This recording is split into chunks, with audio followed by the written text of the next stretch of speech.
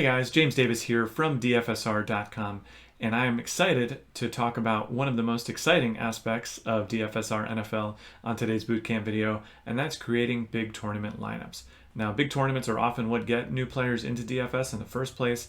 They hear about people like DFSR's own Andrew Morris, who have won millions of dollars playing DFS, and they think, hey, that'd be cool if it was me someday.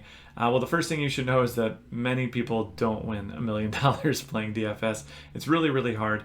But that being said, I do believe that these contests can have a positive expectation for people that employ good strategies going into them. While this can be pretty intimidating, I think there are a lot of people out there who are making pretty big mistakes that make it so they're effectively just not going to cash in on that top percentage of prizes. And if you at least employ these strategies and the more in-depth ones found in our ebook for NFL, which is found at dfsr.com/ebook, I think you'll be in pretty good shape. So let's jump right in with our top 3 key ideas. The first question is, how do we really prioritize upside when it comes to DFS? This is actually a more difficult thing than it might sound like on the surface. So on a basic level, the first thing you need to understand is, yes, you're going to need players who score the absolute highest total number of points in any given week. Hopefully that goes without saying. But given the salary constraints from a DFS perspective, you really need to figure out how do you maximize the highest points per dollar from week to week. And the way you do this, well, there's a million different ways to do this, but there are a few that we'll highlight right away. So the first is understanding that some players, just given their player profile, are super, super unlikely to tap in to the very highest upside. So at running back, for instance, it's going to be really hard for anyone who's not their team's goal line back to capitalize on absolute maximum upside for a given slate.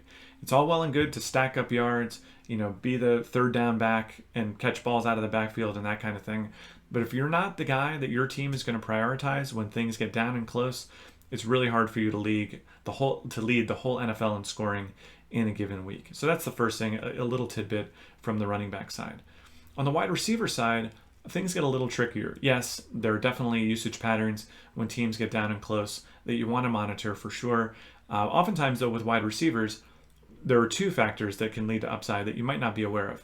Many people picture these big, flashy downfield receivers like Mike Evans, T.Y. Hilton, guys that Amari Cooper, who are catching those big flashy plays down the field, Tyreek Hill, and oftentimes those guys are the best upside guys. But there's also sneaky upside guys you might not realize, like Doug Baldwin, who is one of his team's big red zone receivers, but also the primary target for Russell Wilson since they've been partnered together for year after year. And that's the big thing I want to leave you with, which is that, when you're looking at wide receivers, the guy who's just the number 1 receiver on the team, the guy who's going to get those consistent targets on a week-to-week basis, tends to pack a lot of upside.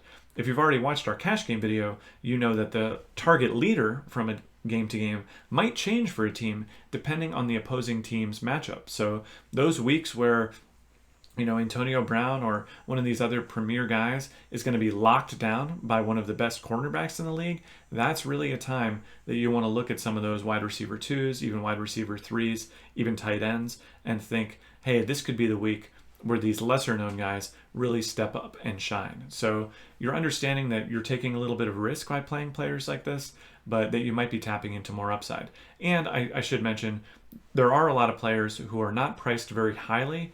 Amari Cooper comes to mind as a classic example of this, where if he can go a week where he only catches 2 of the 12 balls thrown his way, that's going to depress his price point over time to where you wind up looking at a $7,300 player with $9,000 player upside. Whereas a guy like Antonio Brown, sure, he can absolutely lead all wide receivers in a given week in terms of scoring.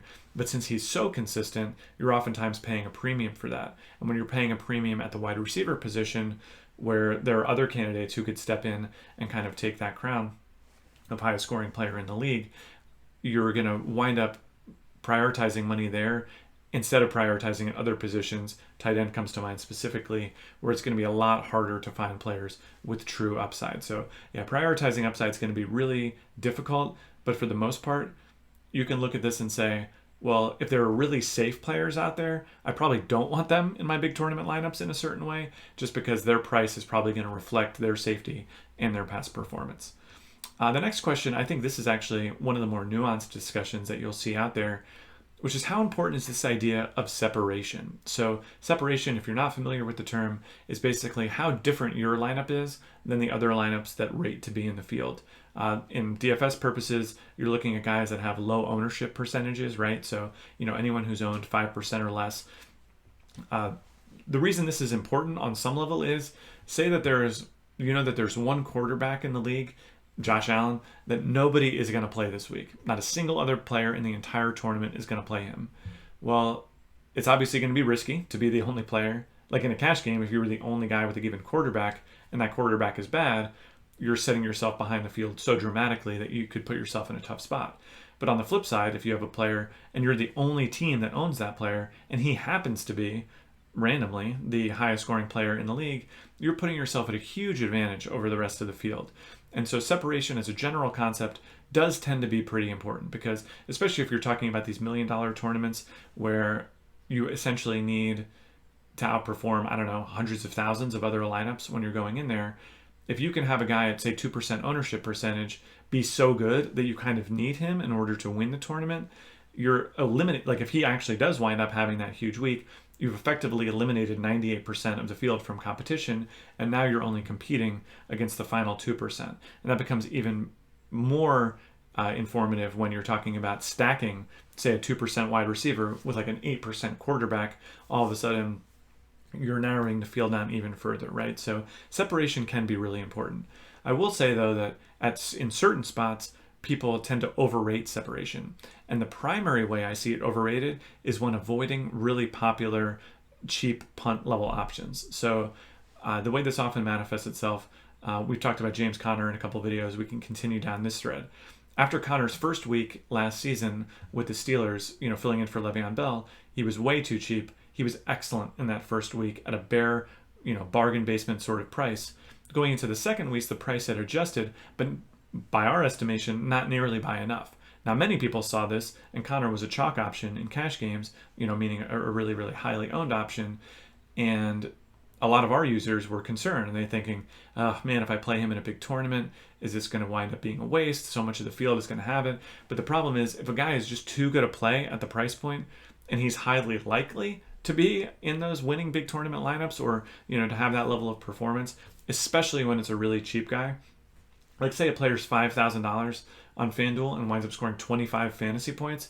That's just such a good performance that even if 35% or 50% of the field has it, if you don't have it, you're essentially eliminating yourself from competition. So I would say separation is rather important to me the more expensive the player becomes, just because points per dollar upside tends to be lower. But as a player becomes cheaper and becomes more obvious of a play, I'm almost more inclined to play it, because you'll also see way too many people try to go against the grain and not play those really excellent plays, knowing that they'll be too highly owned or whatever. So I just tend not to get too worked up about it. So in short, separation, one of the most complicated concepts in all of DFS football, one of the most misunderstood, but I would consider it, but try not to overrate it. So, pretty difficult to do, but I believe in you. And the last one, how important is stacking? In short, super important. Not just, quarterback wide receiver stacks or, quarterback wide receiver tight end stacks, but also in terms of stacking both sides of a game. And I'll get to this in a little bit, but very often when you're trying to form DFS lineups, you don't only need just your quarterback wide receiver stack to go off. You need to figure out who the next most likely players are on a given slate to go off are too. And so this is a concept I call making your lineup tell a story. So in basketball, this can be quite obvious, right? If a game goes to triple overtime, you're going to want players on both sides of that team or on both sides of that game in order to make the best possible lineup. Football has its own version of this too, and that's the shootout, right? So say I take a good quarterback wide receiver pairing. Historically this might have been or a pass catcher and a quarterback pairing like Brady and Gronkowski, right? Or maybe it's Tyreek Hill and Patrick Mahomes for a more timely example. But if I'm going to take Mahomes and Hill, I'm assuming that they're going to go off. Like if in order for me to win the big tournament, Mahomes and Hill need to connect on long balls that probably cause really short drives. Now, if I want to flip it over and then look at the other side and I think, oh, well, the Chiefs are playing against the Cowboys, they're going to have Dak and Amari Cooper coming the other way. So what can I do to try to capture both sides of this game? Well, if I think the Chiefs are going to have these really short possessions and I'm trying to win a big tournament, two things need to happen. First of all, the Cowboys actually need to keep pace, right? Because if the Chiefs get up by too much, they're going to start running the ball. And I'm not going to get any more, certainly, of those long, risky passes.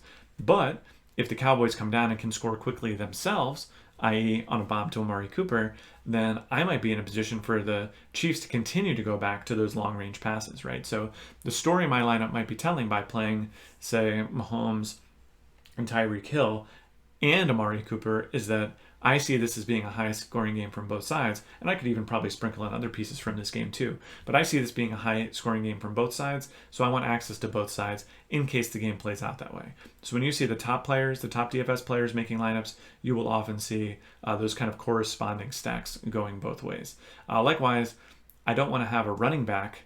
Like if I think Mahomes and Hill are going to go off, I don't probably want Ezekiel Elliott, although he can be an exception to this rule. But I don't want to run first running back from the other team, because if I think Mahomes and Hill are going to be popping off, I don't want to run first running back on the other team, because that team is going to be disincentivized from running the ball that much. So creating big tournament lineups is very complicated. Stacking very important, but more important than stacking is this idea of making your lineup tell a story. It needs to be consistent. Obviously, you don't want a quarterback and a wide receiver and the opposing defense in your same lineup, right? But there are a lot of other variations of that too that you should be considering when making that big tournament lineup. So how do we make this happen in practice? The first thing, this is a little nuance, investigate those individual matchups, especially the existence of bad corners, as I wrote here, but good corners too. Really bad cornerbacks, the Tampa Bay Bucks were like this a few seasons past, where you could just take any wide receiver one against them and you could count on like 100 plus yards and a touchdown, or if it was Julio Jones, 200 yards and a couple touchdowns. That can create matchups in two ways. It can either make a wide receiver play better, or if one of his wide receiver mates has a better matchup, it can make him a worse play by proxy. And likewise, if there's the existence of a shutdown corner, that can create opportunity for everyone else. So really do investigate those individual matchups as you're trying to make sure your lineup makes sense. When you want to try to figure out separation, you want to go and try to figure out who different content providers, not just us at DFSR, but Roto Grinders, Fantasy Labs, other places that are moving the chalk just by writing these lineups. They're saying, and the chalk, if you don't know, is the popular plays. They're creating lineups or creating their own picks. That's going to inform a big percentage of who people play in any given week. So if you see that there's one $7,000 wide receiver that you think is going to be hugely owned, but there's another $7,000 player that you rate as slightly worse, because again, if everyone agrees on a play, it's probably a pretty good one. But if you think there's a guy who's only slightly worse, just play him instead, right, in big tournaments, and then you can get that separation you might need. And then the last piece, like we just talked about in the last section of the last slide, make sure your lineup tells a story. The last thing you want to do is sit there on Sunday watching your lineup go crazy and then think, oh man, of course, my running back wasn't going to have a huge day on the same day that the wide receiver on the same team was going to have, or whatever else. Now that can happen occasionally, but again, just make sure your lineup tells a story, and I think you'll wind up being pretty well off. And as always, if you're sitting there trying to make a great big tournament lineup, you can always use our tools. And our tools, they offer that one-click optimization like I talked about for cash games, but they also allow you to, deselect certain games that you don't want. They allow you to go down and use our stacking feature, so you can just click on a team that you'd like to stack. I don't know why I'm stacking Buffalo here, but bear with me. You can click optimize, and then it will spit out stacked lineups for you to proceed with. So that's it for today, though. If you enjoyed this DFSR NFL Bootcamp video, highly encourage you to head on over to our site, read the ebook. If you decide you want to become a member with us, join that members-only chat room like you see there on the site. We'd love to see you, because DFS, especially when it comes to creating big tournament lineups, oftentimes it's a team effort. Those key insights you might hear from our chatters, those little value plays that you might not even be aware of that can crop up from our system, all that could lead to a big score, just like our DFSR member Andrew Morris and his big $1 million winning score. So hopefully you enjoyed this one, guys. More coming soon. As always, we would love to see you in the chat room, following us on Twitter, etc. So thanks for coming along, and we'll see you on the next one.